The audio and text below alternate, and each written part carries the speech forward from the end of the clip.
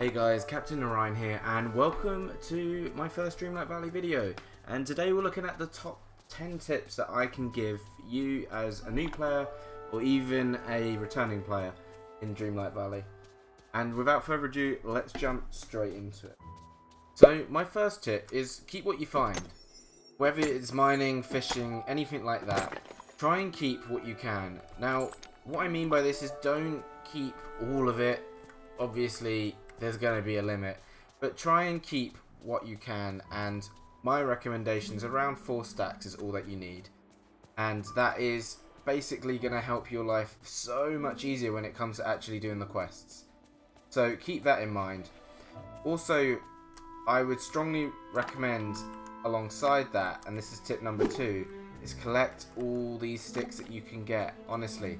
Now, not so much these little soft wood ones that look normal colour, but you want the darker ones, and basically they're called hardwood, dark oak, and I believe white oak.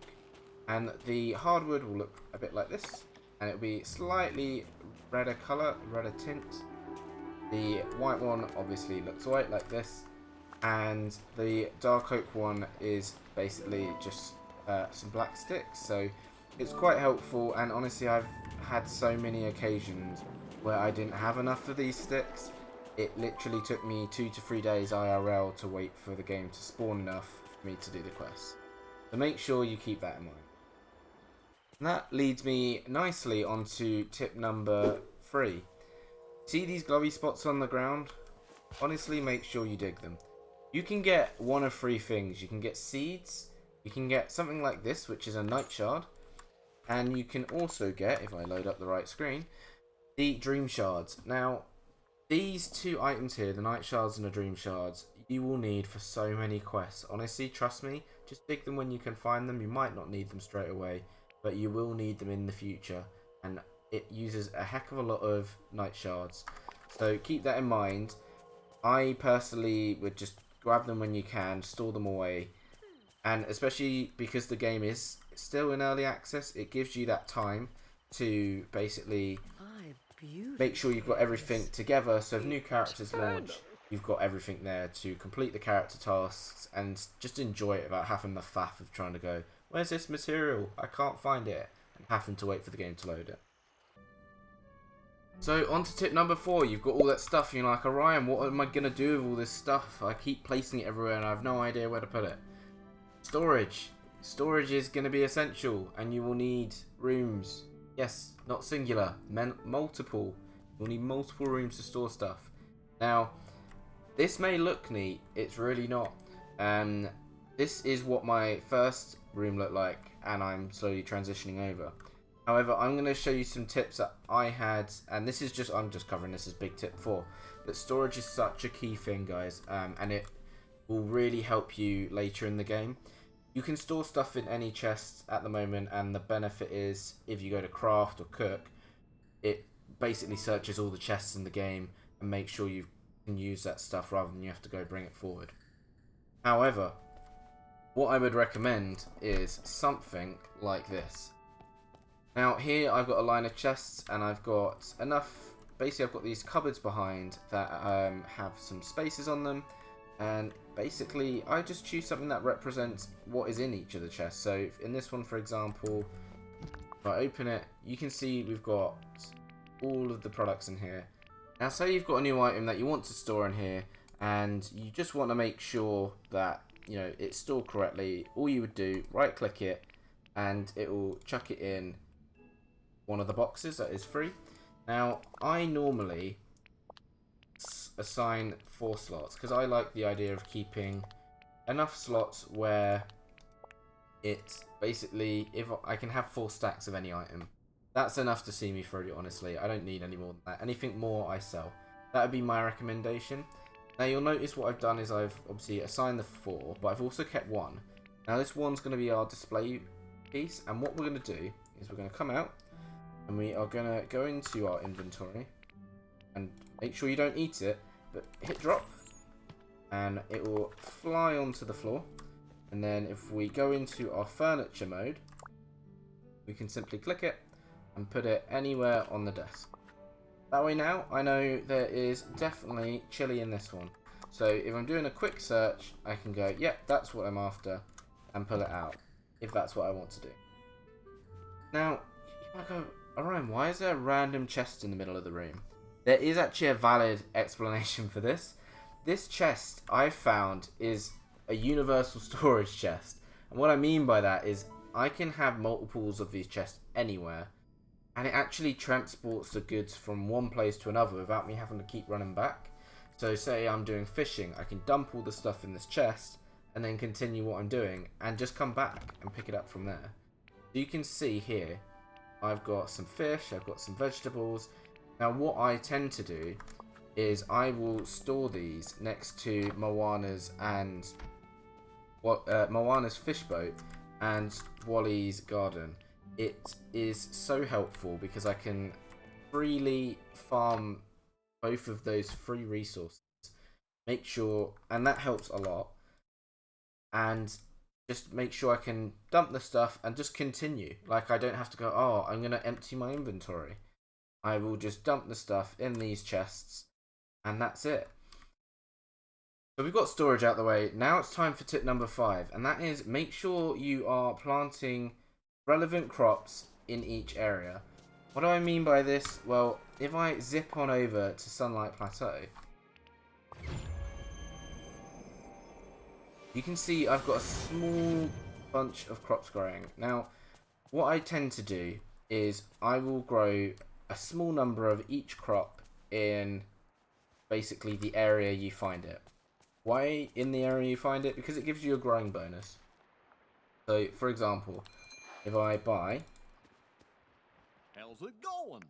one zucchini salad, zucchini seed, and dig a little spot here for it.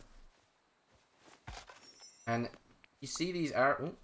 You see, I'll show you now. See these arrows here? That means that it basically has an increased growth time. And honestly, it's super helpful. It means you don't have to bother with it that much. And it means so once you've planted that, it basically means it'll grow 10 times quicker, and it's just going to be there for you when you need it. And I suppose the next question is, what do you need it for? Well, that takes us on to kind of the battle pass. I call it a battle pass. They call it a star path. And essentially it is a reward scheme where you spend some moon coin and you get access to all these different rewards. And to get them, you need to get some tokens. And to do that, you need to complete some tasks.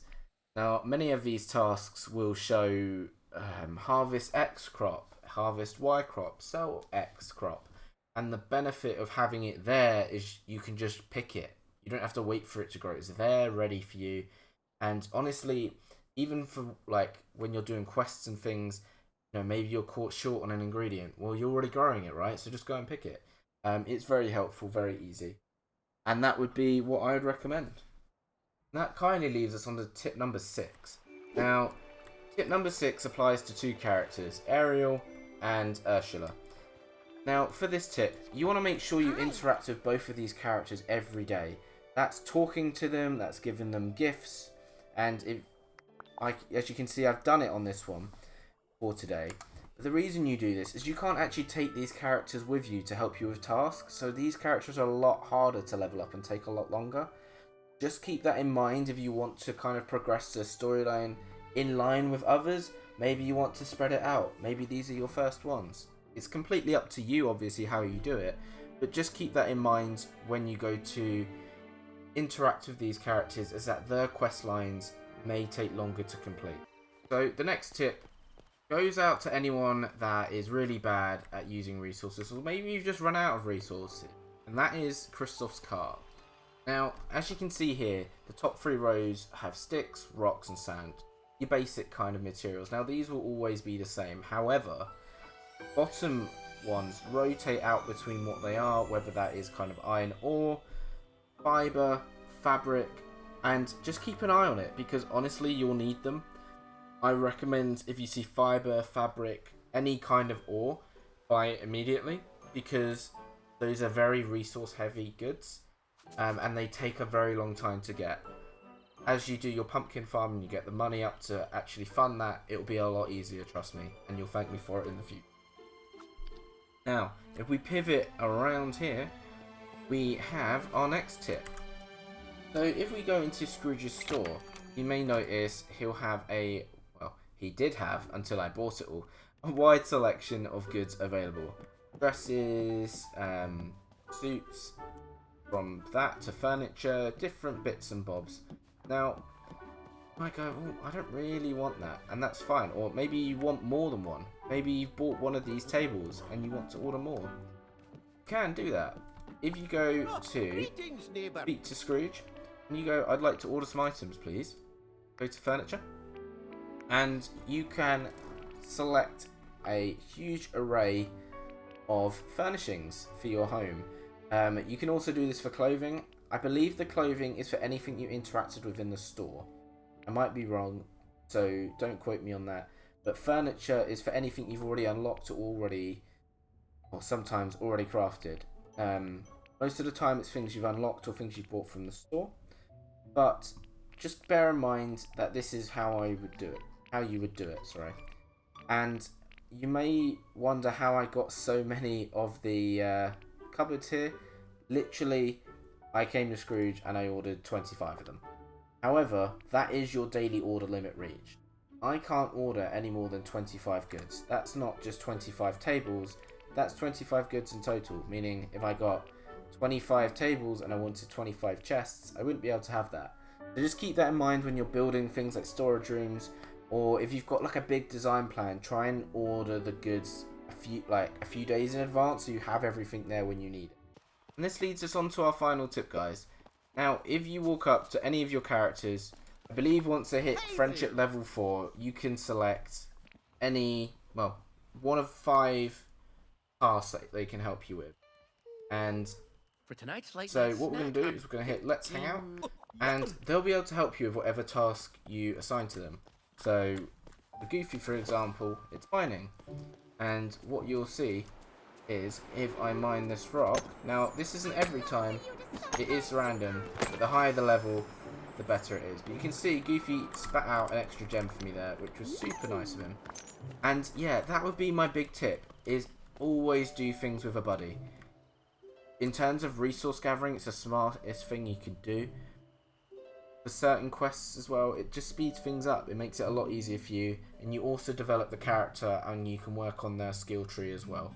You can get their rewards and progress the quests quicker, and hopefully it should help you along your journey on Dreamlight Valley. But that's about it for the tips today, guys. I really hope you enjoyed. If you did, please leave a like and consider subscribing. I do stream regularly, and so if you do have any questions that I maybe didn't touch on in this video, either stay tuned, I'll definitely be trying to put some more content out. But otherwise, pop by the streams, come say hi, and I'll try my best to help you along your Dreamlight journey. Till then, guys, take care, and I shall see you later.